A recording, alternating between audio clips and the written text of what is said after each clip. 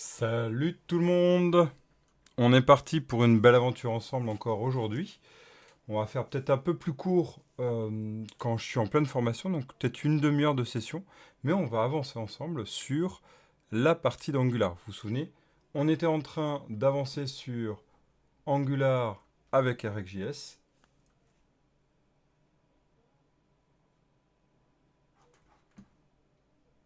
Et on va aller construire ensemble sur cette partie-là toute la notion de RxJS avec les opérateurs. Rappelez-vous, l'idée c'est quoi? C'est de pouvoir travailler ensemble sur RxJS, bien que dans un futur plus ou moins lointain, on va partir sur un Angular peut-être sans RxJS. Aujourd'hui, l'idée c'est de réussir à maîtriser RxJS et se sentir à l'aise avec. J'ai dédié vraiment un cycle entier sur RxJS que j'ai commencé il y a quelques temps, que je continuerai dans les prochaines semaines. Mais quand même, ici, l'idée, c'est de se concentrer dessus et de pouvoir quand même travailler dessus et comprendre ça à travers cette formation-là. Alors, qu'est-ce qu'on a à voir? Qu'est-ce qu'on avait vu? On avait vu l'approche de comment on peut se souscrire et se désouscrire de Angular et de RxJS, pardon. Et RxJS, en fait, l'idée, c'est qu'on crée un flux d'accès qui va se connecter à notre component. Si ce flux d'accès, en fait, reste en continu et n'est pas complete, eh bien, il y a potentiellement la possibilité d'aller continuer à émettre, donc à exécuter, en fait, notre callback venant de notre component, par exemple, ou notre service. Ce qui veut dire que notre component qui est lié ne va pas pouvoir, en fait, récupérer, en fait, la possibilité d'aller supprimer notre observable. Donc, on avait créé des calls d'observable. On avait créé cet observable avec un subscriber.next qui permettait d'émettre une information. Et on a la possibilité dans le set timeout même d'aller exécuter de manière asynchrone. Et ça, c'était extraordinaire. Donc, on continue. Alors, pour les infos, pour toutes les personnes qui sont sur Twitch, j'ai un souci sur... je ne vois pas du tout le chat aujourd'hui. Donc, venez plus sur YouTube aujourd'hui. Un petit souci, c'est en fin de journée, là, je ne sais pas pourquoi, donc j'ai pas redémarré mon PC. Ok. Oh, venez sur YouTube, ouais, ça sera plus accessible pour vous. Bienvenue à vous, en tout cas pour toutes les personnes qui sont sur YouTube et aussi sur Twitch, mais vous ne pourrez pas me questionner, je ne vois pas du tout les messages. Ok, exceptionnellement. Donc, on a vu la possibilité en fait de subscribe et d'unsubscribe. On a vu la première des façons, vous vous souvenez. En fait, l'idée c'était de pouvoir créer une subscription et de récupérer cette subscription au moment du subscribe et au moment du destroy de dire ok, toutes mes subscriptions sont mises dans une subscription parent et on va faire unsubscribe. Ok, c'est ce qu'on a vu. On avait récupéré le get all ici, on a fait un inject, c'est super. Et en fait, l'idée c'était qu'on puisse se connecter à cette liste de games et d'aller construire en fait tout cet accès-là. Donc c'est ce qu'on va aller construire ensemble aujourd'hui et c'est ce qu'on va aller voir aujourd'hui. Mais avant ça, rappelez-vous que nous avions vu aussi le pipe async, souvenez-vous. Je ne sais pas si vous vous souvenez de ça, ce pipe async. Ce pipe async en fait nous permet de construire une observable directement à travers en fait l'approche de je le construis en tant qu'objet, en tant que champ de mon composant. Et à partir de là, on va pouvoir l'appeler en pipe async. Mais je ne sais pas si vous vous souvenez, ce pipe async fait un subscribe, fait un unsubscribe pour nous. Ça, c'est génial. Mais par contre, à chaque fois que j'appelle la sync, ici, je resouscris, je redésouscris. Ce qui est en fait extrêmement dommageable, puisque en fait, se dire ça, ça veut dire qu'à chaque fois, s'il y a une requête à notre API, notre web API, à chaque fois, je vais requêter. Et c'est pas du tout ce que je veux. Ok, ça on parlera de ça plus tard. Notre focus aujourd'hui, après avoir vu ce petit résumé, notre focus en fait c'est d'aller se connecter à notre API, mais avant ça, et en même temps on va dire, on va aller ensemble travailler sur les opérateurs. Donc pour ça, on va revenir donc du coup sur notre get all vidéo games service. Ici on était en train de se connecter avec notre HTTP client. Notre HTTP client en fait est une classe qui est proposée par Angular qui nous permet d'aller nous connecter à travers des requêtes HTTP, mais aussi surtout nous renvoyer une observable pour faire le travail. Ce qui est important à retenir, et je ne sais pas si vous en souvenez lors de la dernière session, et si vous avez regardé toutes les sessions que j'avais déjà fait sur RxJS, c'est lors du subscribe qu'on déclenche l'observable, toute la fonction de l'observable. Ce qui veut dire que c'est lors du subscribe qu'on requête notre web API. Ok? Ça veut dire quoi? Ça veut dire que, à la différence d'une promesse où on est obligé de retourner notre fonction, là, il suffit de retourner vraiment l'observable et c'est fini. On a, en fait, aucune connexion tant qu'on ne fait pas subscribe. Donc, c'est ce qu'on va faire là. On va proposer une méthode getAll. Mais pour amener un peu plus de propreté, ce que je vais faire, c'est que je vais proposer une interface ici que je vais appeler getAll. Ici, je vais faire une interface, donc une export interface. Interface. Pour cadrer un peu ce que je vais écrire, je vais l'appeler getAll. Je vais appeler getAll. Et je vais envoyer des games. Donc getAll games. Et donc je vais renvoyer un getAll. GetAll. Puis je vais renvoyer donc du coup une observable, c'est ce qu'on avait dit. On va renvoyer quoi? Des games. Hein, on va envoyer des games. Des video games exactement. Hein, si je me rappelle bien, des video games. Ici, des video games. Alors, bah d'ailleurs, pour continuer, ce qu'on va faire, c'est qu'on va créer déjà un premier type. Ça nous permet de voir un peu de TypeScript. On va l'appeler video game video games, et qui récupère ici des crochets. Comme ça, on fait un alias de type. D'accord? On fait un alias de type.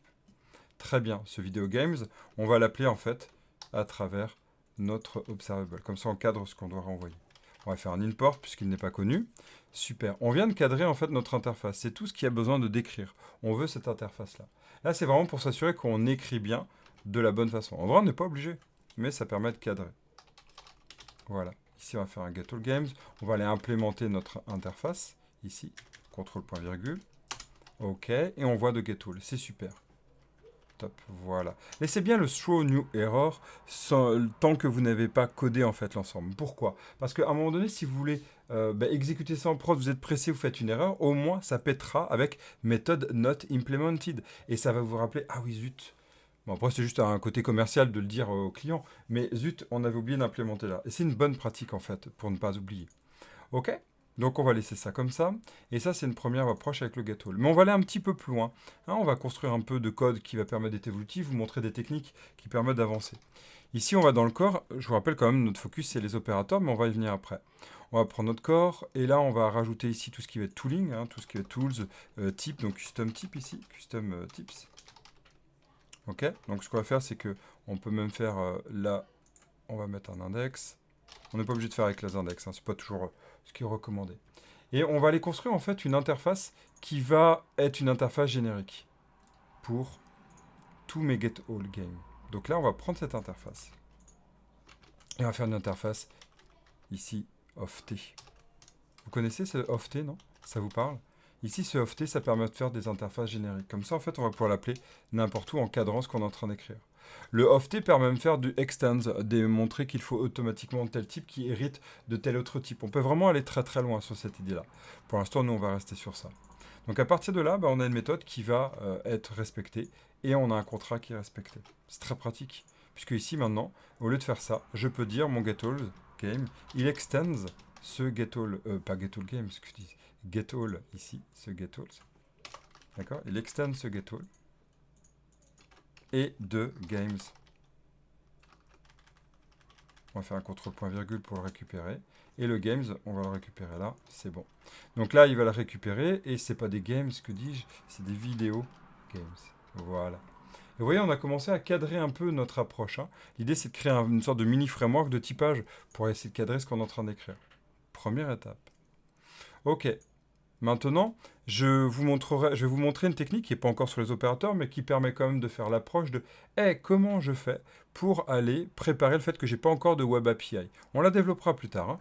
Pour l'instant, ce que j'aimerais, c'est en fait imaginer le fait qu'elle existe, mais j'ai pas envie d'écrire là-dedans. Ah, ça, c'est le vrai code. J'ai pas envie d'écrire. Je vais utiliser la force de l'injection de dépendance. Comment? Je vais créer ici une fake. Donc là, je vais mettre un dossier qui va s'appeler fake. Fakes. Et dedans, je vais créer mes fakes. Donc, je vais créer mon fake. Ici, j'en ai qu'un, donc il n'y a pas de problème. Hein. Je vais créer un fakes, en fait, qui va être intéressant. Un export classe. Donc là, on va faire une classe hein, qui va respecter, ou on peut même faire un const, il n'y a pas de problème. On va l'appeler fake in memory get all video games. Video games service. Il va respecter quoi? Mon contrat. Il va respecter mon contrat. Mon contrat qui est ici, c'est-à-dire le get all games. Ça me permet de cadrer ce que je suis en train d'écrire. Vous allez voir, ça va être très pratique. On va récupérer ici notre objet, et notre objet va être obligé d'avoir le getAll, c'est nécessaire. D'accord? On renvoie un observable de type video games.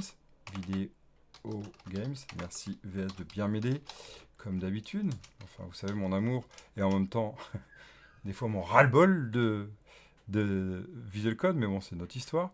Et donc là, ce qu'on va faire, vous allez voir, on va le renvoyer. Donc, ce qu'on dit, c'est quoi? Eh bien, au moment de l'injection dépendance, on va faire ça. Use value. Et on va utiliser celui-ci.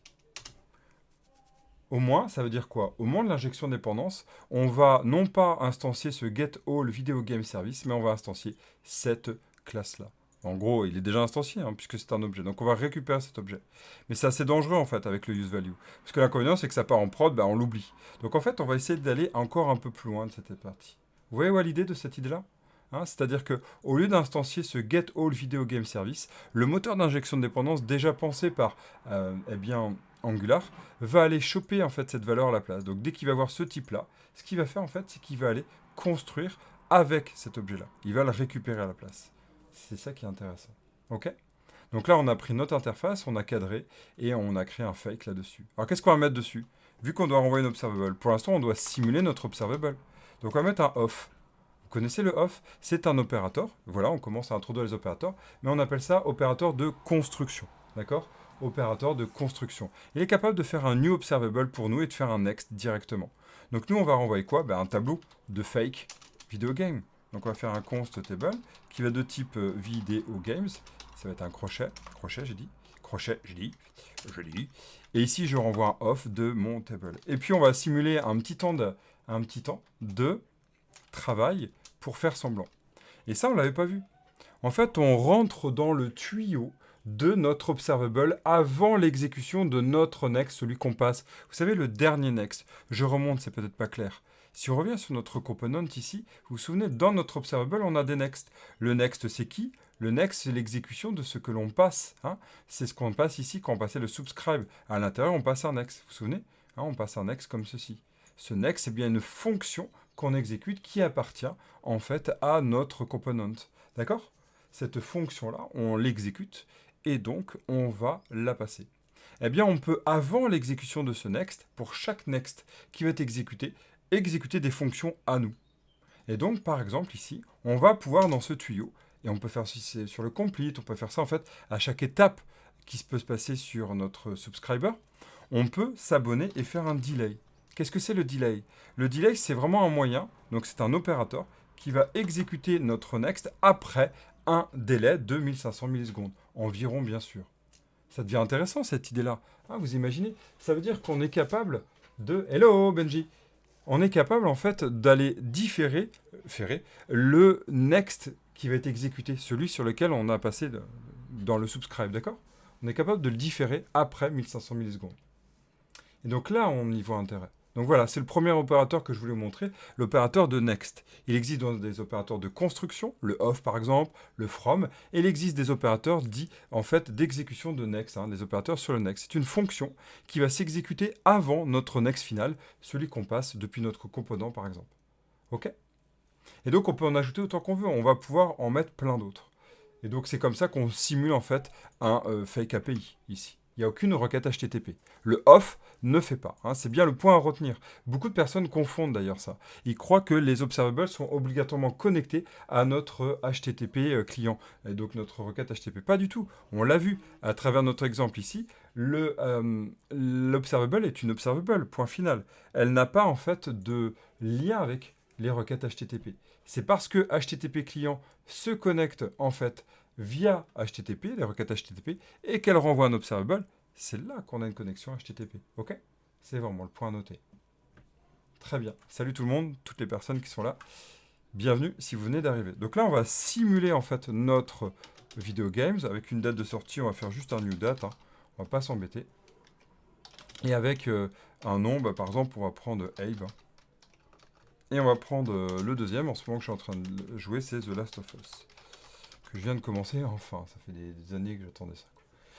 Merci pour le j'aime, c'est cool. Donc voilà, on vient de simuler ça. Alors là, le deuxième point qui est à noter. Le off ici n'est pas un off qui va en fait faire un next pour chaque élément. Ça envoie bien le tableau en next, donc ça n'exécute qu'une seule fois le next, d'accord? Il ne prend pas tout le tableau. Là, c'est différent. Sur cette partie-là, faudrait plutôt mettre chaque élément dans un from. D'accord? Là, le off va prendre le tableau, il fait un seul next. Exactement comme on a avec une requête HTTP client. Ok? Le retour. Donc ça, c'est vraiment ce point-là qui est à noter. Donc, vous voyez ici, ça devient intéressant parce qu'en fait, on est en train de faker cet ensemble-là. Bon, allez, on va aller jusqu'au bout, puis après, je vous montrerai l'autre partie. On va sur notre component, on va sur donc du coup sur notre listing de game, et on a dit qu'on récupérait notre get all video game service. Et c'est là que tout... Merci pour les j'aime, c'est cool. L'essentiel, c'est que ça vous apporte, hein, que ça soit cool pour vous. Ici, on a un inject, vous avez vu, de get all video game service. Donc en fait, normalement, qu'est-ce qu'il fait le moteur d'injection de dépendance? Il va aller se connecter ici sur le typage, se connecter, quoi, vérifier le type. Il voit que le type get all video games c'est celui-ci. Normalement, il devrait faire un new pour nous. Une seule fois. On est en singleton, car provided in route. Singleton, ça veut dire présent qu'une seule fois dans l'application. Et donc ici, en fait, ce qu'il remarque, c'est qu'il voit que il fait un fake. Donc il va utiliser cette instance à la place. Ah, yes, alors, Caulifla. Ouais, bah, salut déjà, ouais. Quand j'aurai fini la formation, oh, je pense, vu le rythme, fin juillet, normalement, si tout va bien, sur les premiers fondamentaux, vu le rythme, ça sera fin juillet. Et après, je ferai toute une partie sur la plateforme, par exemple Udemy ou des choses comme ça, hein, je les mettrai après, si vous voulez y accéder après en plus. Mais je n'incite pas du tout à la vente, c'est juste pour dire si vous voulez la voir en détail. Celle-ci que je fais sur YouTube, elle va être finie normalement ouais, fin juillet. Fin juillet, ouais, si tout va bien. Dans les fondamentaux, hein, pas toute la partie avancée que je fais après. J'espère que ça t'ira.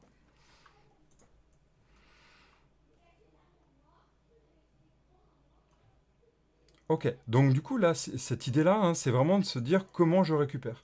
En fait, ce qui est super sympa à imaginer, c'est qu'on peut faire exactement pareil avec le HTTP client. On pourrait faker le HTTP client.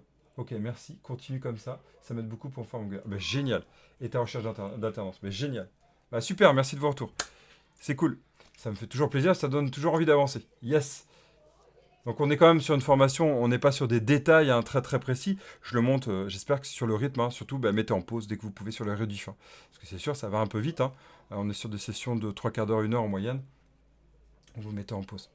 Après pour avancer. Ok, à travers cette approche-là, il y a un problème donc du coup. Je livre quoi? Je livre ici une notion qui est le use value en prod. Donc vous voyez, on a deux notions en ce moment hein, dans cette session qui peuvent être en mélange. Donc ce que je vais faire, c'est que je vais essayer de bien scinder les deux. Pour l'instant, on va laisser sur le côté use value, on va arrêter les apprentissages sur l'injection dépendance, parce qu'autrement, il va y avoir des mélanges. Quoi. Mais je voulais vous montrer déjà cette approche. On va se zoomer maintenant, on va se centrer sur les opérateurs, d'accord? Et après, on ira voir comment améliorer ça avec l'injection dépendance. Donc on y retourne. Ici, quand on retourne sur cette idée-là des fakes, hein, ce qui peut être sympa ici, c'est quoi? C'est qu'on va pouvoir aller travailler cet opérateur-là. Soit directement ici, au moment du renvoi, soit on peut le travailler au retour de notre observable. Ça veut dire à quel moment? Ça veut dire dans notre liste game. Ici, on pourrait très bien dire dans notre liste game, ici dans notre service, eh bien, on aimerait pouvoir eh bien, rajouter des filtres, rajouter une construction, une transformation. On va pouvoir en fait avec les opérateurs. Ce qui est important à comprendre de ce que c'est un opérateur, hein, vraiment, le point clé, c'est que l'opérateur, en fait, peut s'abonner sur, j'entends l'opérateur de next, donc sur le next. Il va s'exécuter avant le next que nous passons, la fonction que nous passons. Là, ça dit bien, ok, lorsque tu vas subscribe, avant d'exécuter le next que tu me passes, eh bien, je ferai un délai pour chaque next. Or, ici, on a un opérateur de construction, c'est le deuxième type d'opérateur qui existe, qui va construire et faire un seul next. Donc en fait, il n'y aura qu'une seule exécution de cette fonction-là. En fait, tout le système des observables, c'est de la programmation fonctionnelle. Ce sont des fonctions qui s'appellent entre elles. Et ça, c'est un truc de dingue quand même à savoir. Il y a des fois, ce que je fais quand j'accompagne des développeurs en one-to-one, hein, parce que je fais aussi du mentoring, eh bien, on construit ensemble vraiment l'observable. On y va. Je l'ai fait là encore l'année dernière. Parce qu'il y a une personne qui avait vraiment du mal à comprendre. Et c'est pas qu'elle était nulle, hein, pas du tout. Au contraire, elle était super douée. Mais cette partie-là, il y avait un blocage. Comment j'ai fait? On a construit l'observable ensemble. C'est normal, hein, c'est des notions qui sont complexes à appréhender. Donc c'est tout à fait normal. Et donc, on trouve les moyens et on reconstruit l'observable ensemble. Ça, c'est sympa à faire. Ok. Donc ici, à partir de là, revenons sur les opérateurs. Ce que je pourrais faire en fait sur l'opérateur, une fois qu'il y a le tableau qui est émis, eh bien je pourrais faire en fait un filter. Par exemple, je pourrais dire, ok, tu n'émets pas mon tableau si et seulement si, donc les items que je reçois, eh bien mon tableau, eh bien sa longueur, items, alors filter, il faut que je le récupère, c'est un deuxième filter, qui est assez sympa. Ça filtre pas le contenu à l'intérieur de mon tableau, hein. C'est l'émission que ça filtre. Et c'est ça qui est le plus difficile quand on fait des observables, c'est qu'on parle bien du next. D'accord? On parle bien du next. On est en train de parler sur quand j'agis. J'agis sur le next. Donc, qu'est-ce que je récupère ici? Eh bien, je récupère mon tableau. Mes video games que tu as mis dans mon tableau. OK? Mon tableau, en fait. Et donc là, je ne vais pas filtrer sur le contenu. Ce n'est pas un filtre du contenu, mais du next. Vu que le next émet un tableau, je filtre sur le contenu, sur mon tableau. Après, je peux appliquer d'autres filtres. En gros, c'est un booléen ici, c'est un if. If mon next, par exemple, est de longueur, eh bien, il faut que ce soit supérieur à 0. Vous voyez ce que je suis en train de faire là? Je suis en train de dire, c'est une règle que je mets, je ne veux pas émettre, je ne veux pas exécuter mon delay, donc exécuter le next que j'ai passé du côté component, list game component, que je ferai tout à l'heure, je ne veux pas l'exécuter si mon tableau est vide. Donc ça ne va pas émettre si mon tableau est vide. Par exemple, je pourrais aussi dire, je peux même aller encore plus loin. Je peux filter mes items uniquement si à l'intérieur, eh bien, je vais avoir, par exemple, je peux en fait aller vérifier dans mon tableau. Vous voyez ici, je peux aller chercher un find. Par exemple, si je récupère un find. Donc vous avez vu, ça renvoie, par exemple, si au moins un des items dans mon tableau a une date de sortie, par exemple, hein, qui est getDate, admettons, getDate getYear, si on prend getFullYear, est égal à, par exemple, hein, c'est vraiment au pif, j'y vais exprès, si on a une date de sortie qui est celle d'aujourd'hui, donc cette année. Item, donc new date, point, fullYear. D'accord? Alors, il y a quelque chose que j'ai pas bien écrit. Find, voilà. Et donc, du coup, qu'est-ce qu'il me dit? Là, il me pleure sur... Ah oui, c'est undefined, voilà. Donc, ça doit être... est différent de... Donc, normalement, on récupère ça. Là, je suis où, là? Je suis sur mon find, voilà. Je récupère mon find. Ce que je vais faire, c'est que je vais construire... Pour que vous voyez bien ce que je suis en train d'écrire. Hein. Je vais aller construire mon item. Ici. Const... Ah, c'est que je suis en train de faire du C# en ce moment. Const item. Voilà. Là, je récupère des items. Finding item, on va dire. Finding items, voilà. Là, je récupère des items, d'accord? Je récupère des items. Je vais essayer d'enlever ça pour que vous voyez mieux. Voilà. Là, je récupère des items. Vous voyez ici? Là, j'ai un filter. Donc ça, on l'ignore pour l'instant. On rentre dans ma fonction. C'est bien une fonction d'exécution, ça. Et là, je prends... J'utilise un find. J'essaie de chercher. Hein, le find, regardez ce qu'il renvoie. Il renvoie un vidéo game. Il renvoie un vidéo game, d'ailleurs. Ou undefined, d'accord? Selon le critère de recherche qui est une fonction d'exécution. Donc là, c'est un item. S'il trouve au moins un item qui correspond à ça, eh bien, il me renvoie l'item. Donc ici, ce que je peux faire, c'est que je peux faire un return de finding item différent de undefined. Par exemple, hein, selon ce qu'il dit. Ah, il y a une égale. Vous voyez l'idée?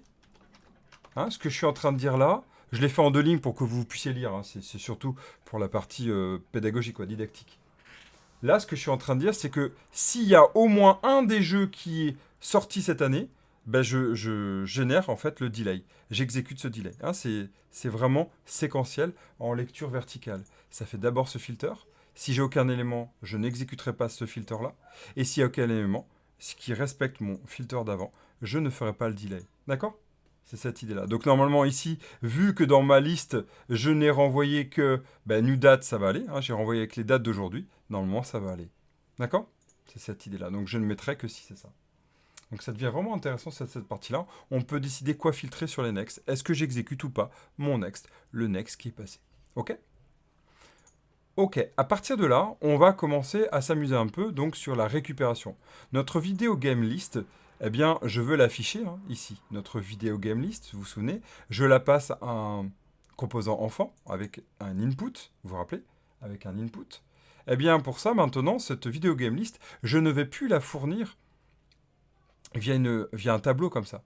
Je vais aller récupérer mon service. Et ce service-là, en fait, je vais aller le passer à mon template. D'accord? Comment? Alors attention, là, il va y avoir un peu de gymnastique. Donc on a fait un peu d'opérateur. Maintenant, on revient sur le comment on lit entre le HTML et notre composant. Il y a différentes approches. Je vais vous montrer 2 approches. L'approche sans signaux et l'approche avec signaux. La première approche, eh bien, on va oublier les vidéos game list ici. Quoi? On va oublier? Oui, vous allez voir, on va oublier complètement cette approche-là. Comment ça? On va récupérer ici notre observable. Vous vous souvenez, c'est ce qu'on a fait du côté de la présentation de l'observable là, dans le learning.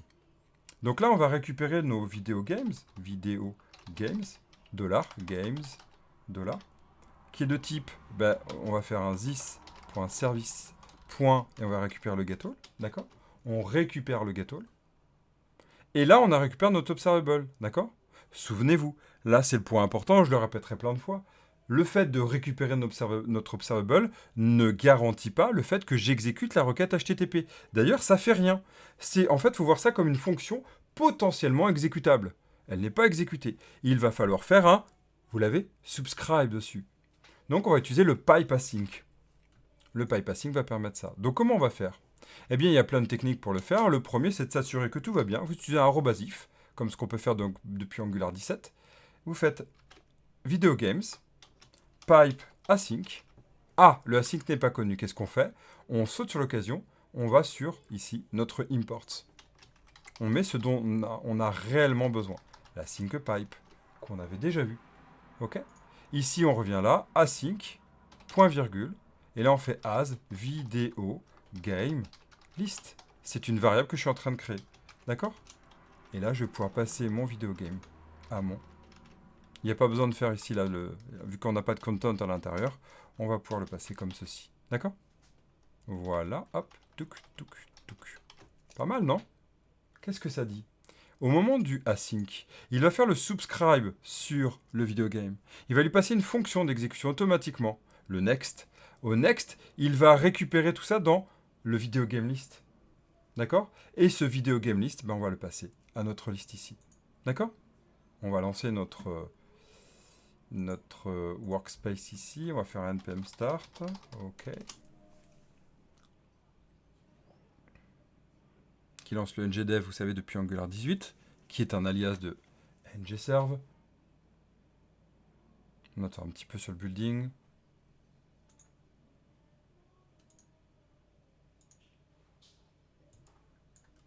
OK, on va mettre là. Localhost 4200. Yes. Voilà. OK.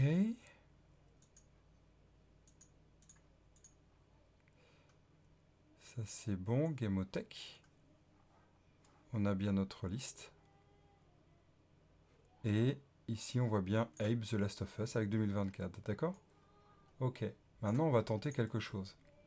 On va dans notre fake et au lieu de renvoyer un new date ici, on va renvoyer un 2023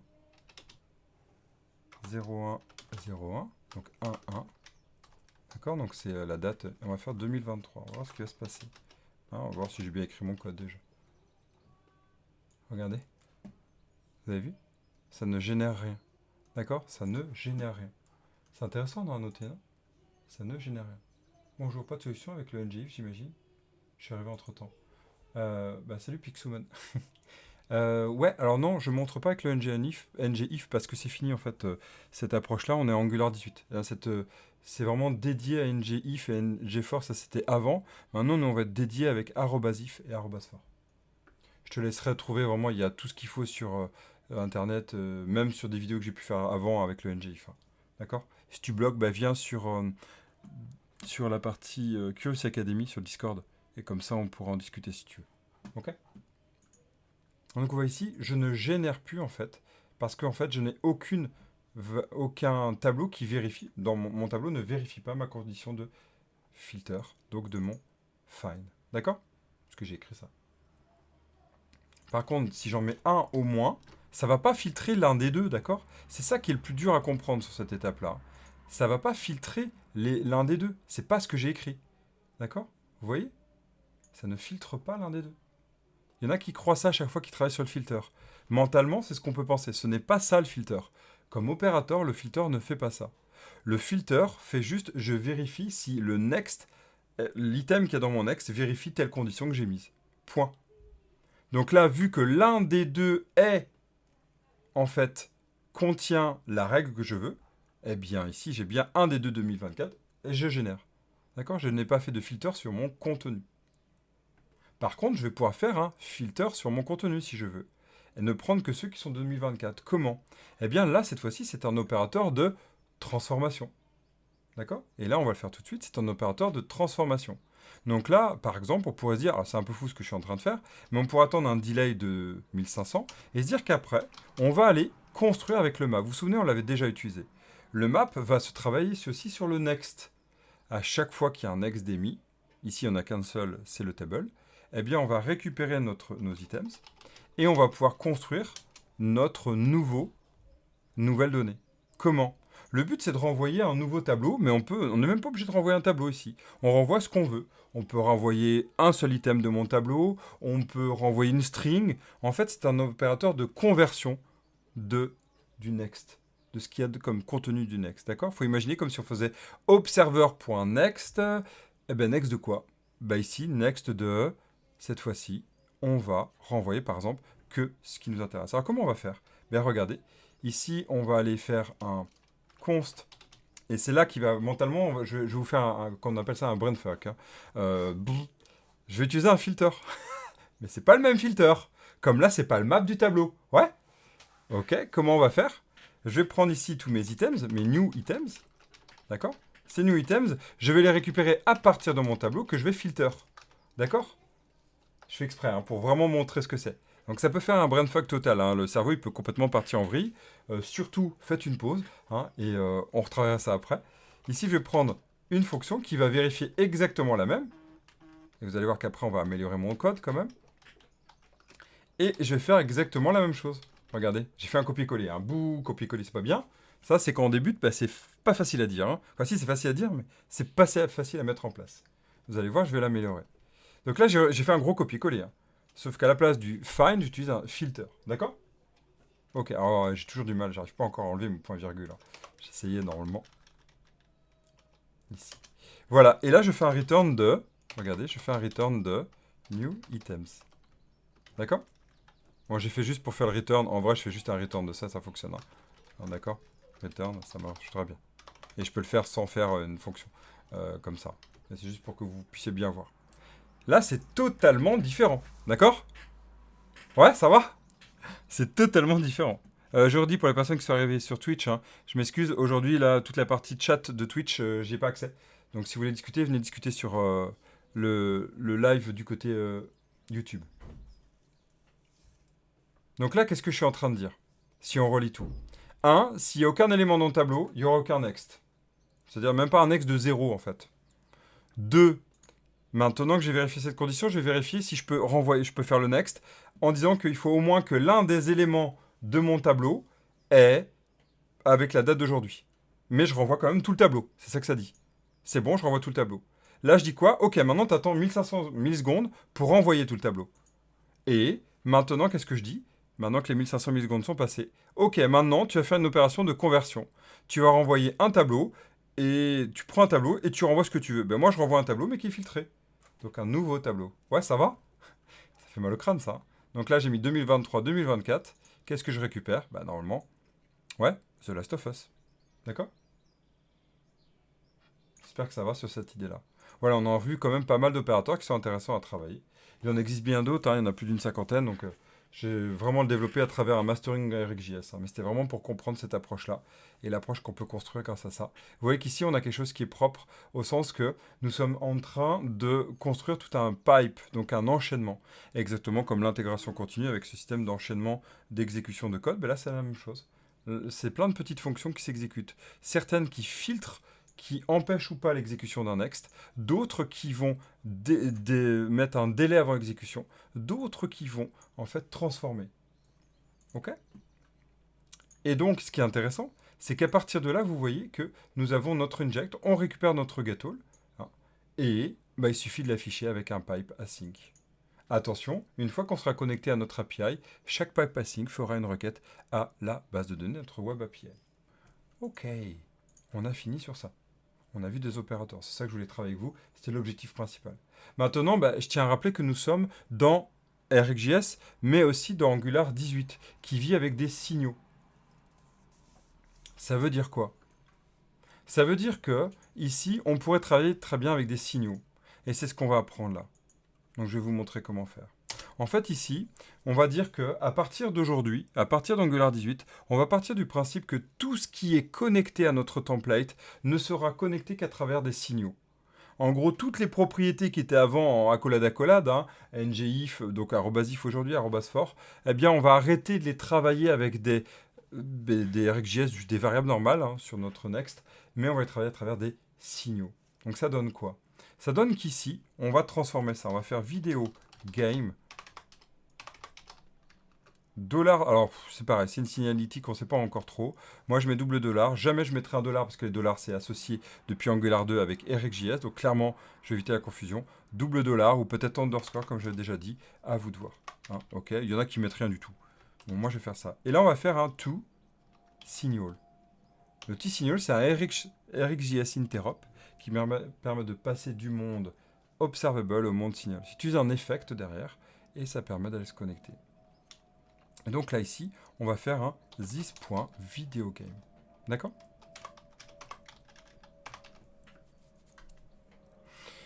Et là, ça devient intéressant, puisqu'en fait, notre signal va pouvoir émettre.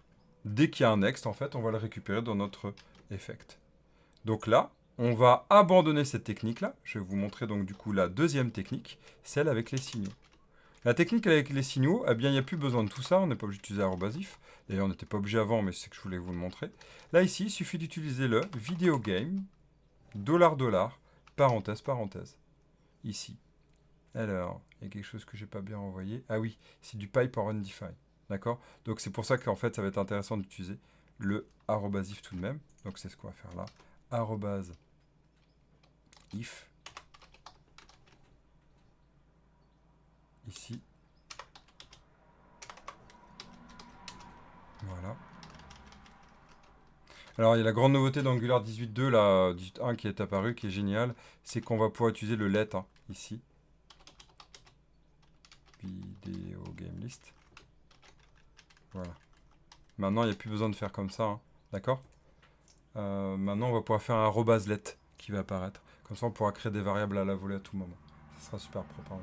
J'en ai déjà parlé, mais en fait, c'était pas encore prêt. Hein. Et donc, on va pouvoir l'anticiper dans la prochaine fois. Donc, vous voyez, on arrive à quasiment la même approche, sauf que on a l'exécution ici de notre signal. D'accord? Comme ça, derrière, quand on sera sans eh bien, zone, on pourra quand même fonctionner. Allons voir ce que ça donne du côté exécution. On a tout bon! C'est impeccable. D'accord? Vous voyez qu'ici, bah, notre règle, pour l'instant, c'est dans notre feuille qu'on décide. Vous allez voir qu'après, on construira encore une approche un peu plus élaborée. Et merci pour le gem, c'est cool. Eh bien, on ira en fait travailler ça du côté business. Yes, voilà, on a fini sur cette belle étape. On va pousser un tout petit peu l'aventure, mais je vais rester quelques minutes, juste reparler un peu de notre eh bien, injection de dépendance. Et on aura fini sur cette session-là. Je reviens ici sur notre service. J'ai utilisé un use value avec un fake. Le problème, en fait, c'est que bah, là, si je livre ça en prod, j'ai aucun moyen de contrôler. Si, use value, je pourrais faire un système qui contrôle tous les services et voir si j'utilise le use value, qui remplace celui en cours. Ouais, mais ce qui serait bien, c'est de se dire que, par exemple, si on est en prod, on instancie lui. Si on n'est pas en prod, on instancie lui pour l'instant. Ok? C'est ce qu'on va faire là. Comment on va faire? Eh bien, pour les développeurs qui connaissent un peu, dans Angular, en fait, il y avait une approche avant. Angular environnement, hein, configurer les environnements. Il existait les environnements avant. Ils les ont enlevés par défaut. Hein, ils les ont enlevés. Angular.fr le propose aussi. Merci à celui qui a développé. CNG Generate Environnement. D'accord? Il permet de retrouver ce qu'on connaissait déjà. Aujourd'hui, maintenant, c'est recommandé plus d'utiliser des variables d'environnement, mais pour ce cas-là que je vais vous montrer, non. Vous allez voir. Donc vous lancez un ng generate environnement. C'est vachement bien en fait. Ce sont des classes, ou des objets en fait plutôt, qui vont être remplacés par d'autres objets qui ressemblent exactement pareil dans notre système. Alors je crois que je l'avais déjà fait peut-être. Oui, c'est possible aussi que ma mémoire, ouais, ma mémoire des fois elle défaille un peu. Je préfère. Hey, salut from Portugal, c'est cool. Oh punaise, je sais même plus dire bonjour en portugais. Excuse-moi. Je sais plus. Je sais que j'en avais appris parce que je suis allé au Portugal. Donc sympa, tu me rappelles de très bons souvenirs. Yes, on en a déjà parlé, mais j'arrive pas à me souvenir, c'est fou. Hein. Mais en plus, c'est une fin de journée, donc. Ah bien alors, bom dia. Merci. C'est cool. Ah, j'avais commencé à apprendre en plus, hein, vraiment. Essayer de parler, c'était vraiment chouette. On est allé à Porto. C'était un régal. Je voulais pas aller à Lisboa, je voulais vraiment aller à Porto. Et j'ai vraiment apprécié. Yes. Donc, je vous rappelle ce que c'est ça. Ce sont deux objets qui sont là, qui s'appellent exactement pareil. Yes, merci. Ce sont deux objets, vous avez vu, qui s'appellent pareil. Je l'avais déjà fait en fait avec la partie Swappy, mais je ne l'avais pas expliqué en ce temps-là. Je l'explique vraiment de nouveau. Ici, la partie environnement, c'est quoi? C'est cette partie qui permet d'être remplacée. Je l'avais expliqué rapidement. Je le remonte, comme ça fait des rappels. On va dans AngularJSON. Et on a le File Replacement, qui permet de dire quoi? Au moment où je vais être en production, ou en développement, là, ils ont inversé maintenant l'approche. Avant, dans Angular 14, 13, 12, 11, etc., surtout 13 et avant, c'était l'approche inverse. Maintenant, quand je suis en développement, je remplacerai mon environnement par environnement développement. Vous avez vu? Il remplace le fichier à compiler pour GeneralJS.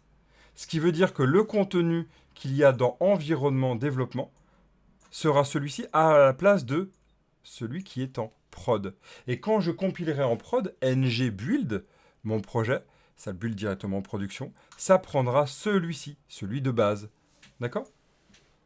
Donc, comment on fait? Ici, nous, on va savoir qu'on est en prod ou pas. Comment? Il suffit de rajouter une variable qui est is. Alors, il y a d'autres techniques. Aujourd'hui, on peut savoir avec isDevMode. D'accord? Mais je vais juste vous montrer cette technique, puis après, on parlera du devmode. Ici, on va pouvoir faire ici isProduction. C'était comme ça qu'on faisait avant. Ça aide, je trouve, à la compréhension. Maintenant, c'est moins recommandé. C'est même obsolète, mais je vous le montre quand même. Là, on est du côté environnement. Donc, tout ce qui est environnement, c'est la prod. Donc, on met un trou. Et tout ce qu'on va mettre du côté non prod, d'environnement développement, là, ici, on va mettre à false. OK? On va mettre à false. Ça, c'est la première des techniques. D'accord? Vous revenez à partir de là. Vous revenez sur votre environnement. Vous allez dans votre get all video game service. Vous faites un use value, vous mettez en commentaire. Et vous allez plutôt appeler ce qu'on appelle un use factory. Une factory, c'est une fonction qui a pour but, ou une classe, de créer une classe ou un objet. Donc là, on va faire quoi? Si mon environnement, et pas environnement.développement, puisque c'est un replace par développement, est en production, à ce moment-là, j'instancie mon getAll. Non, pas ça, mon getAll. Voilà. Sinon, je renvoie qui? Je renvoie mon, mon fake. D'accord? Je renvoie mon fake. Ici. Vous voyez, là, l'approche, elle est beaucoup plus safe durant les temps de développement. Elle est beaucoup plus safe. Au moment de l'instanciation, au moment où il va voir le type là, il va faire « Ok, est-ce que je suis en prod ?» Eh bien, à ce moment-là, je renvoie ça. Sinon, je renvoie cette instance-là. Donc, c'est très pratique pour aller protéger notre code. D'accord? Du moment qu'on fait des fakes. Donc, l'autre approche, à la place de environnement, c'est donc, on fait exactement la même chose. Sauf que, ici, on va faire is in dev mode. Voilà, is dev mode, point d'interrogation. Et si note, parce que je veux garder le même, si on n'est pas en dev mode, à ce moment-là, j'appelle le getAll. Sinon, fake in memory. D'accord? Là, c'est un moteur qui est super puissant, entre guillemets. Ça permet d'ouvrir énormément les chakras. Se dire que nous sommes en train de préparer un moteur qui, selon un comportement donné ici, est en même temps un contrat de comportement. Il devient sa propre interface. Et donc, dès que le type ici, getAll video game service, va être vu, eh bien, le moteur d'injection dépendance va voir, vous voyez ici, là, avec ça, le inject, il va voir que il va respecter ce contrat-là d'exécution, cette fonction d'exécution, de création pour nous. D'accord? Donc ça, c'est très pratique. Par exemple, pour faire des loggers, vous avez un logger qui, quand on est en prod, log via une API, et quand on est en dev, log en local, en console. D'accord? C'est cette idée-là. Et comme ça, on va très loin avec l'injection de dépendance. On va être rendu avec 45 minutes. J'étais passé un peu de temps, j'ai prévu une demi-heure. On a vu trois notions super intéressantes selon moi. La partie des opérateurs, la partie des opérateurs avec les filters, les off de création, les filters pour filtrer un ex qui passera ou pas, les delays, les maps de construction qu'on avait déjà vu avec la partie de notre transformation d'une web API existante.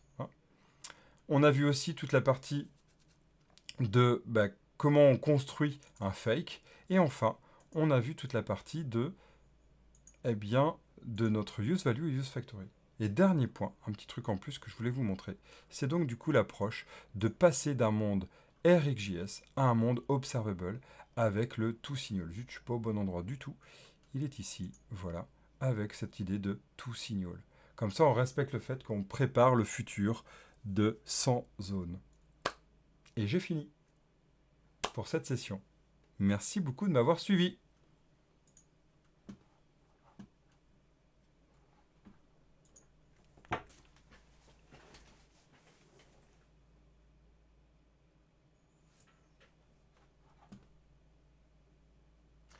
You're welcome. See you next time.